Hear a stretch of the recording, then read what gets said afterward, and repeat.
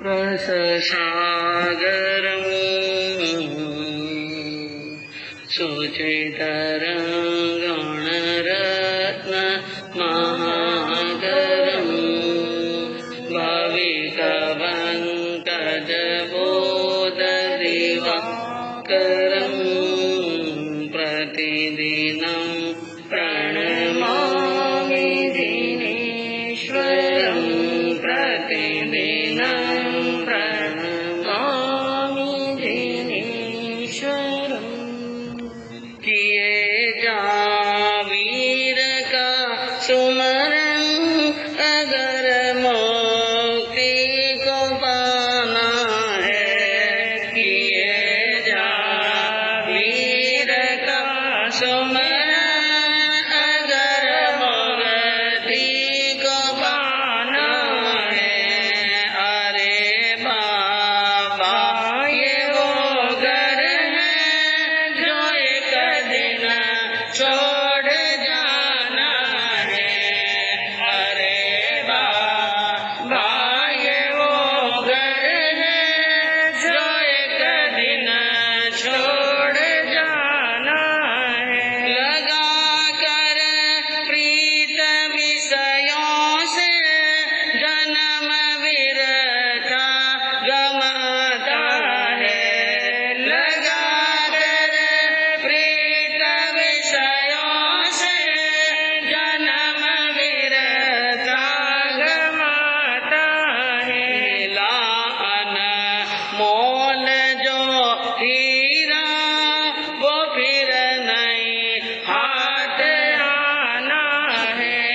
मिला अनमोल जो हीरा वो फिर नहीं हाथ आना है। किए जा वीर का सुमरन अगर मुक्ति को पाना है। किया नहीं तीर्थ पावों से, दिया नहीं हाथ दान, दिया ना दान हाथों से। किया ना तीर्थ पावों से, दिया ना दान हाथों से।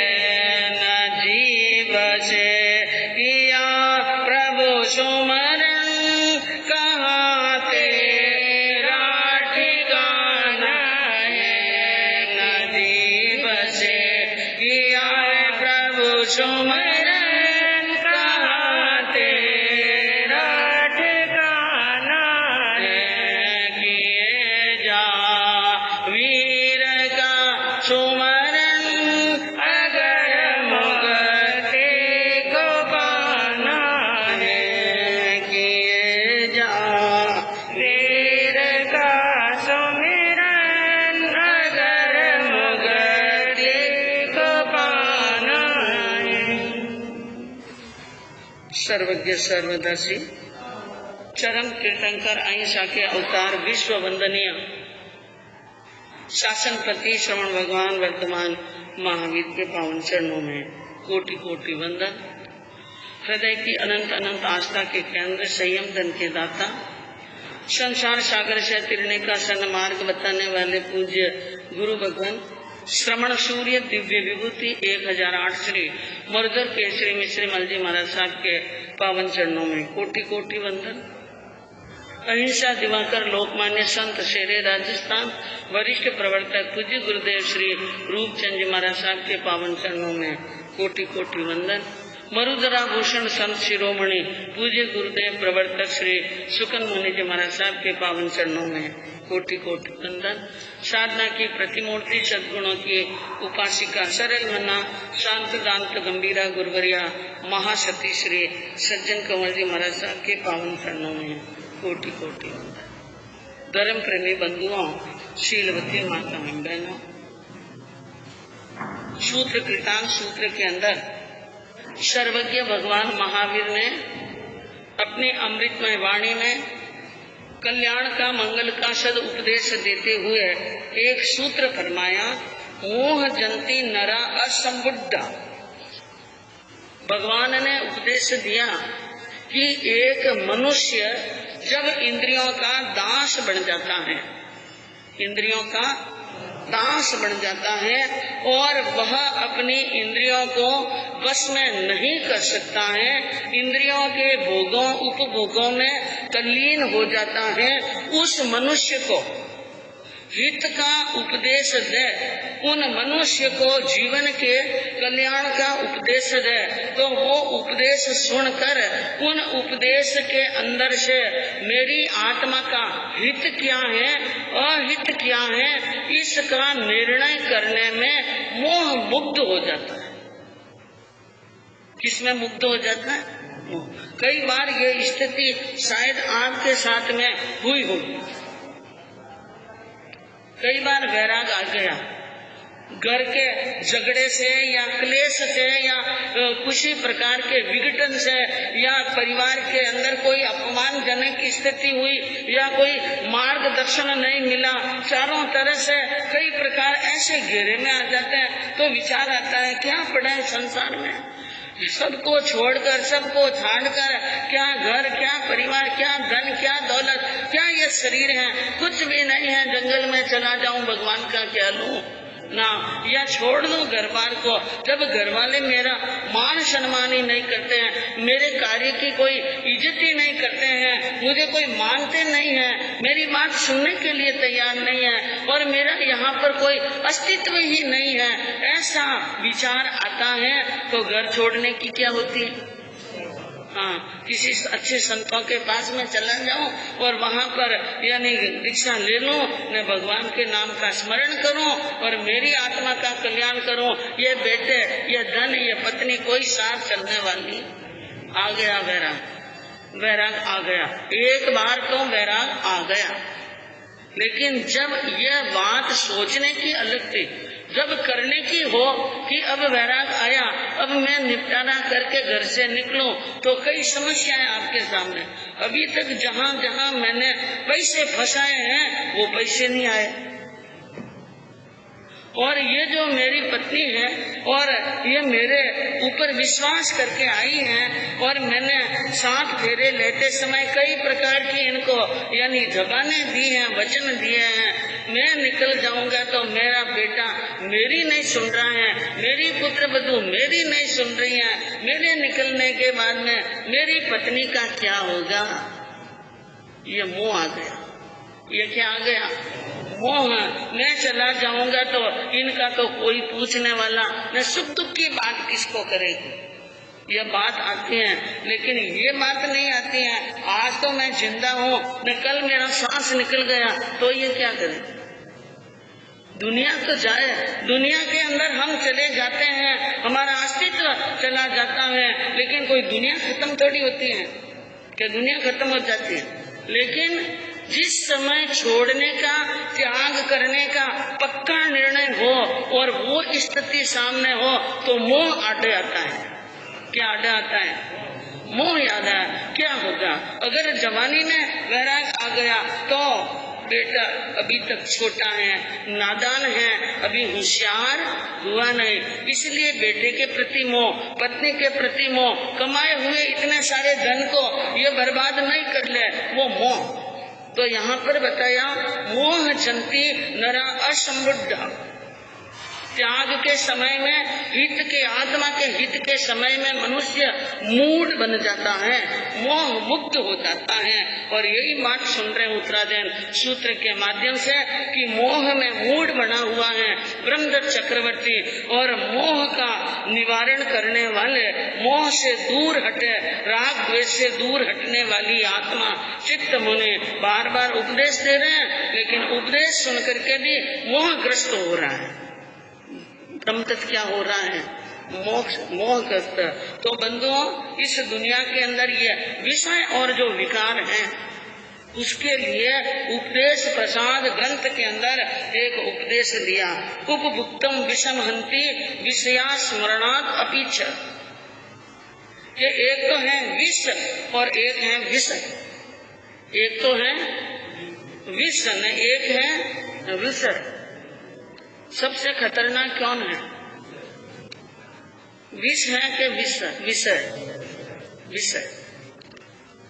विष तो उपभुक्तम हंति, विष को तो खा जाने के बाद में, पेट में चले जाने के बाद में प्राणों का हरण करता है, लेकिन विषय और विकार स्मरणात् अपीच, सिर्फ विषयों के बारे में सोचने मात्र से, क्या बताया?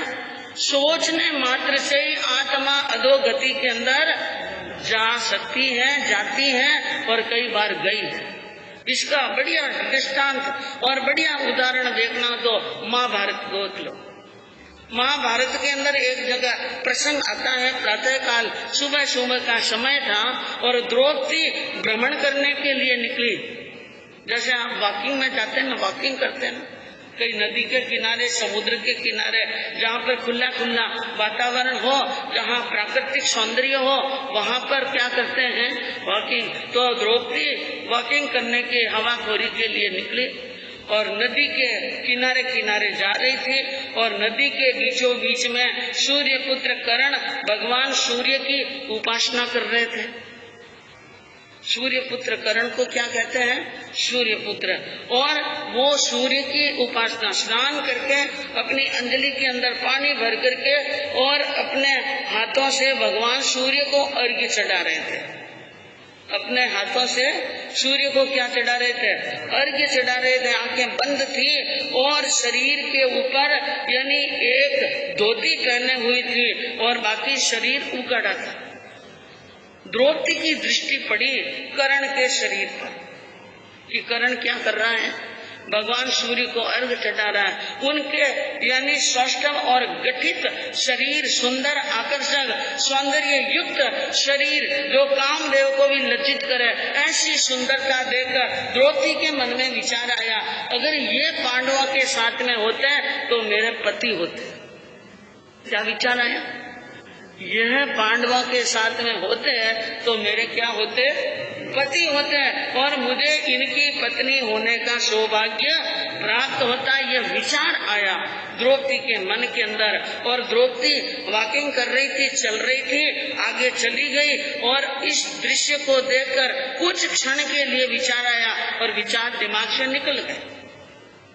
विचार दिमाग से निकल गया, लेकिन बंधुओं इस बात की खबर श्री कृष्ण को लग गई कि द्रौपदी के मन में क्या आया है?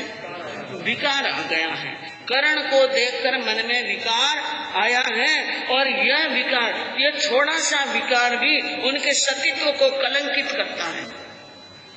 इसलिए इनका प्रायश्चित होना चाहिए। इसका क्या होना चाहिए? प्रायश्चित होना। कई लोग कह देते हैं कि श्री कृष्ण का चारित्र ढीला था, लेकिन बंधुओं जो श्लाघ्य पुरुष होते हैं ना, श्लाघ्य पुरुष जो 63 श्लाघा पुरुष जिसमें उनका नाम है श्री कृष्ण का, उनका चारित्र, उनका सदाचार ढीला नहीं था। यह मनुष्यों की सोच है या किसी कवियों की सोच है, किसी अनुभवियों की। जो श्लाघा पुरुष है वे अपने धर्म में हमेशा क्या रहते हैं? दृढ़ रहते हैं। वे हमेशा प्रेम का और सद्व्यवहार करते हैं, लेकिन चारित्र में कभी ढीले नहीं हो सकते। उन्होंने कहा यह बहुत गलत। इसलिए एक बार ऐसा माहौल बनाया और पांचों पांडवों के साथ में बातचीत करते हुए, और उस समय पांचाली वहीं पर बैठी थी और कहा थोड़ी देर के लिए घूमने के लिए जाते हैं। घूमने के लिए निकल गए और घूमने के लिए निकले तो वहां पर जाते जाते बीच में एक बहुत बड़ा उद्यान, उपवन, बगीचा आ गया। बड़ा सुंदर, बड़ा आकर्षक। उन बगीचे के अंदर प्रवेश किया और प्रवेश करते ही श्री कृष्ण ने कहा, देखो आप 6 लोग हो मेरे साथ में, मेरी एक बात को ध्यान से सुन लेना। यहाँ पर इस बाग के बगीचे के पेड़ के किसी भी पौधे को हाथ नहीं लगाना है, कोई पत्ता तोड़ना नहीं है, कोई फूल तोड़ना नहीं है, कोई फूल सूंघना नहीं है। देख सकते हो लेकिन तोड़ नहीं सकते हो, यह मेरा सख्त आदेश है, नहीं तो तुम बहुत बड़े सजा के, दंड के भागी हो। सबने श्री वासुदेव की बात स्वीकार कर ली। अब सबसे आगे चल रहे हैं श्री कृष्ण, उनके पीछे युधिष्ठिर, उनके पीछे अर्जुन, और बीच में चल रही हैं द्रौपदी, और द्रौपदी के पीछे सहदेव और नकुल और सहदेव, और सबसे पीछे चल रहे हैं भीम। अब वहाँ पर बातें करते करते बगीचे में खूब देर तक घूमे, बहुत समय हो गया, और बीच में एक स्थान ऐसा आया जहाँ पर आम का वृक्ष था। किसका वृक्ष?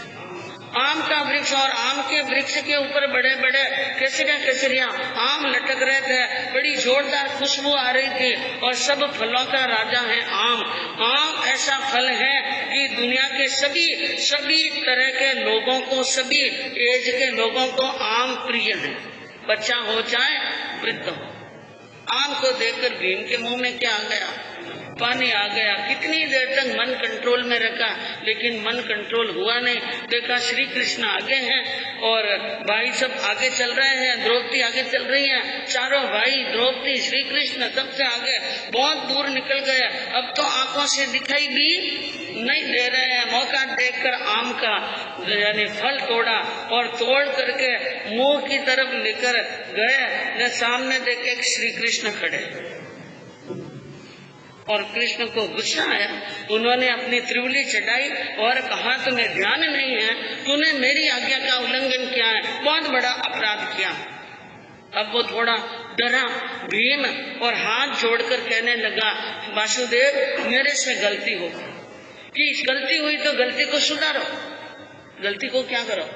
सुधारो। कि मैं कैसे सुधारूं? क्या करूं? इसको वापिस लगा दो डाल पर। फल को क्या करो? फल को डाल पर लगा दो। तो उसने कहा ये कोई होने की बात है? एक बार डाल से फल टूट जाता है तो वापिस लगने वाला नहीं है। उन्होंने कहा लगेगा, और अभी आंखों के सामने लगेगा, तुम कोशिश करो, तुम इनको जोड़ो।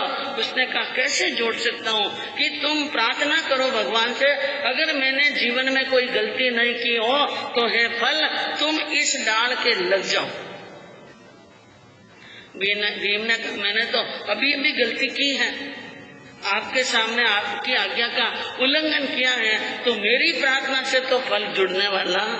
हाँ, ये धर्मराज को कही है, युधिष्ठिर महाराज को कही है, क्योंकि वो बड़े धर्मात्मा हैं, उन्होंने कोई पाप नहीं किया। तो युधिष्ठिर को लक्ष्य करके कहा कि भाई तुम प्रार्थना करो। युधिष्ठिर ने प्रार्थना की, मैंने कोई किसी प्रकार का पाप न किया हो, जानबूझ करके कोई पाप नहीं किया हो, तो एक फल को डाल के जुड़ जा। फल धरती से उठा, एक हाथ ऊपर गया और वहीं पर रुक गया। अर्जुन को कहा तुम भी प्रार्थना करो। अर्जुन ने भी प्रार्थना की और फल और ऊपर गया और रुक गया। नकुल और सहदेव को कहा, उन्होंने भी दोनों ने प्रार्थना की और एक एक हाथ और ऊपर गया। अब लगभग डाल के बिल्कुल नजदीक चला गया।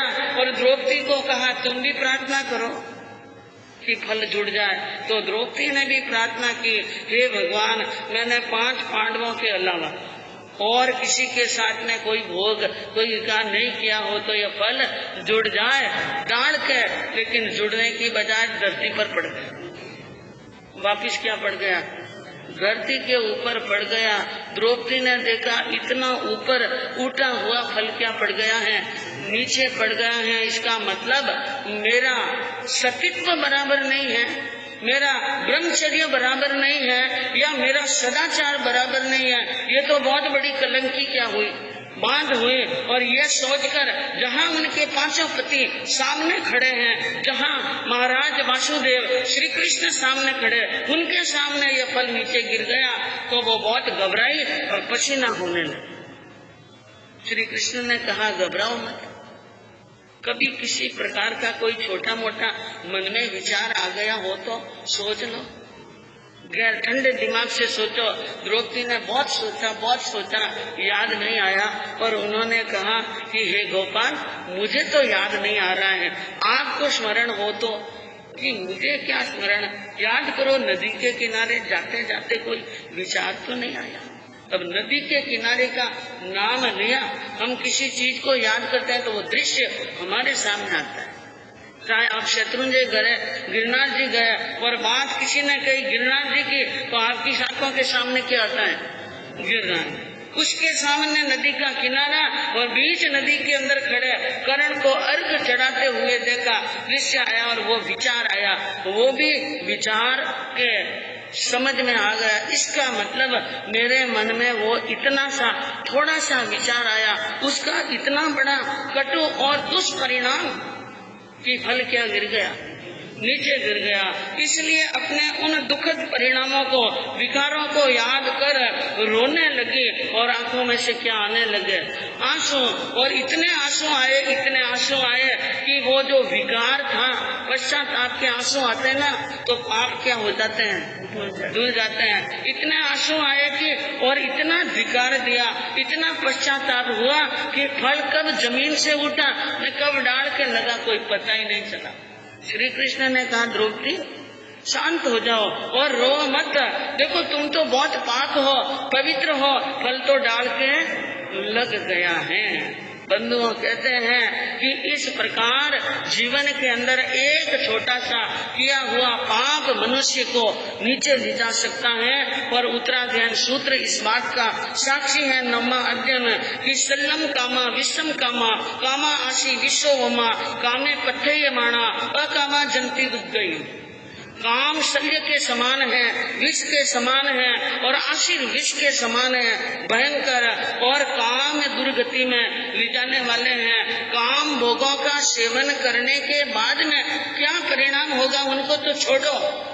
अकामा जंती दुग्गयम, जो कामनाओं की और काम भोगों का सिर्फ विचार करते हैं, वही दुर्गति के क्या बढ़ जाते हैं? मेहमान। तो बंधुओं, ज्ञानियों ने कहा, जो आप पाप करते हैं उन पाप को याद कर रो लो। पाप को याद करते क्या?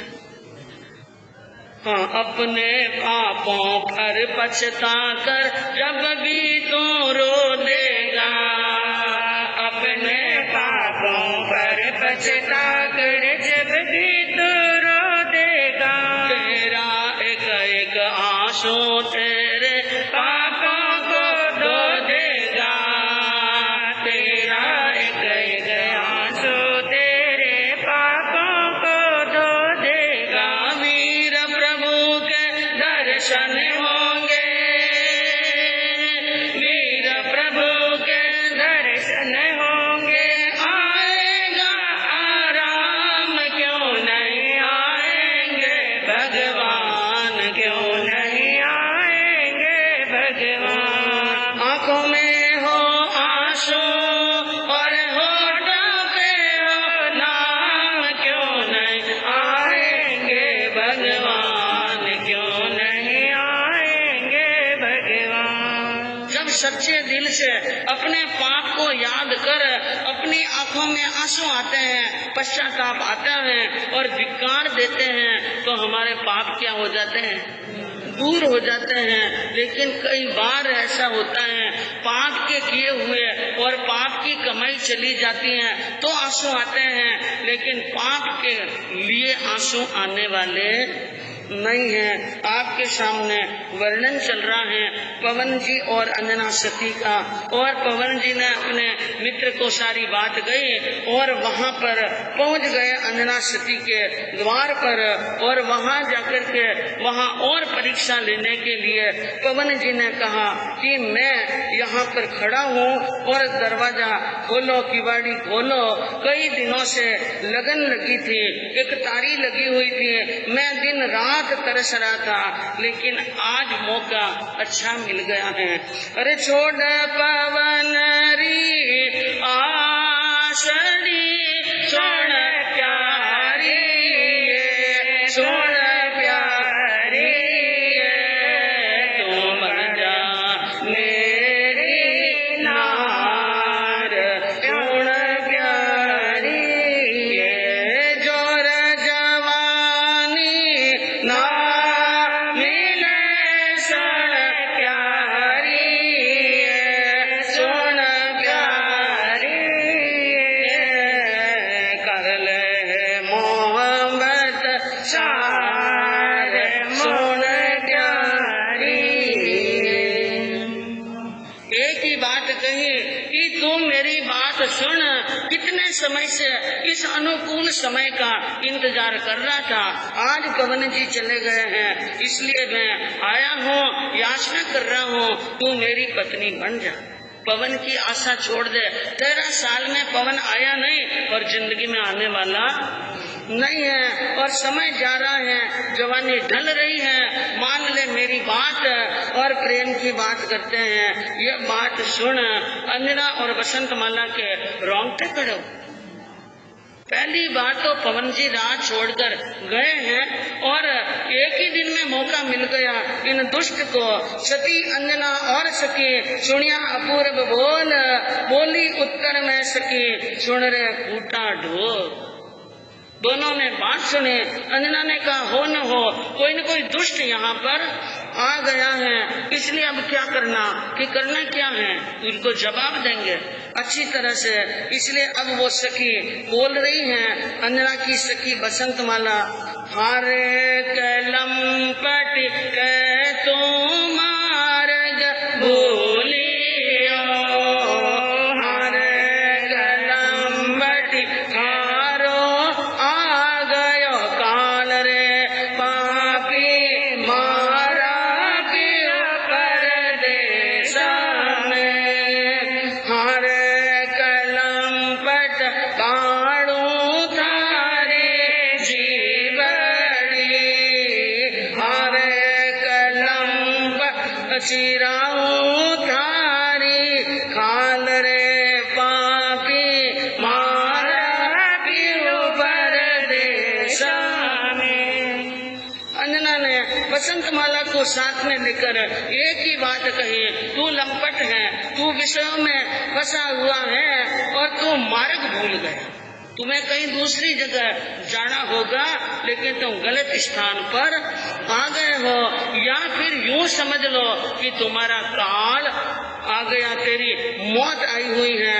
हमारे पति पवन तो प्रदेश गए हुए हैं और जो तू इस प्रकार बोल रहा है, ऐसा लग रहा है या तो तेरी जीभ को जलाकर राख कर लूं या तुम्हारे शरीर की चमड़ी उतार दूं।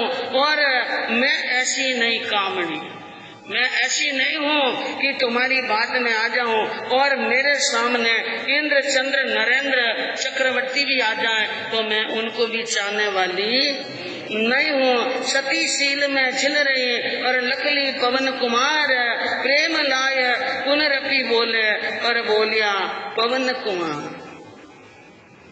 पवन जी ने देखा सती सावित्री हैं और बिल्कुल शील में क्या है, पति हैं। अब इस बात को जानकर अब ज्यादा परीक्षा लेना ठीक नहीं है। बोलिया पवन कुमार अंजना खिड़की खोलो, धीरे बोलो, धीरे बोलो, कुलवंती अवसर है अनमोल, धीरे बोलो। पवन कुमार ने परिचय दिया, मैं कोई दूसरा व्यक्ति नहीं हूँ, मैं महाराज प्रहलाद सिंह का बेटा हूँ, केतुमती का अंगजात हूँ, तुम्हारा पति हूँ, पवन मेरा नाम है। धीरे बोल, क्या बोल, धीरे बोल। राज कर्मचारी, राज सेवक अगर कोई सुन लेंगे तो बहुत बड़ा क्या हो जाएगा, जमाल हो जाएगा। धीरे बोलो कुलवंती, अवसर है अनमोल, समय अनमोल है, धीरे बोलो। तुम कुल के अंदर यानी कुलवंती हो और तू बड़ी धर्मात्मा है, तू बड़ी सदाचारिणी है और तूने बहुत यानी सहा है मैं तेरे से मिलने के लिए।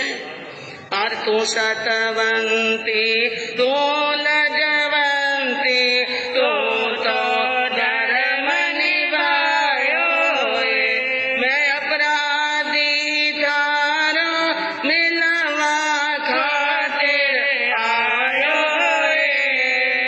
खिड़की खोलो। पवन जी ने कहा, तू सत्यवंती है, तूने सत्य धर्म को निभाया है, दुख देख करके भी कुल की लज्जा रखी है और धर्म को निभाया है। मैं तेरा बहुत बड़ा अपराधी हूँ, मैं मिलने के लिए आया हूँ, सारे गुनाह की माफी मांगने के लिए तैयार हूँ, इसलिए धीरे बोल और खिड़की खोल। रात दिवस जुड़ती, जिसके लिए तो रात दिन जुड़ रही थी और वही द्वार पर खड़ा है, देर मत लगाओ और जल्दी से क्या खोल दो दरवाजा। अब वो अंजना सती अपने पति की पहचान करने के लिए बसंत माला को कहती हैं, छोटा सा चिराग लेकर के आओ और हम इस जाली में से उनका क्या देखेंगे, मुख चेहरा देखकर फिर घर का क्या खोलेंगे दरवाजा। कैसे तो चिराग लाती हैं, कैसे मुख देखती हैं, दरवाजा कैसे खुलता है और कैसे पवन जी अंदर प्रवेश करते हैं। बंधुओं, सुनने से मालूम पड़ेगा। कल रविवार है, 1 अक्टूबर।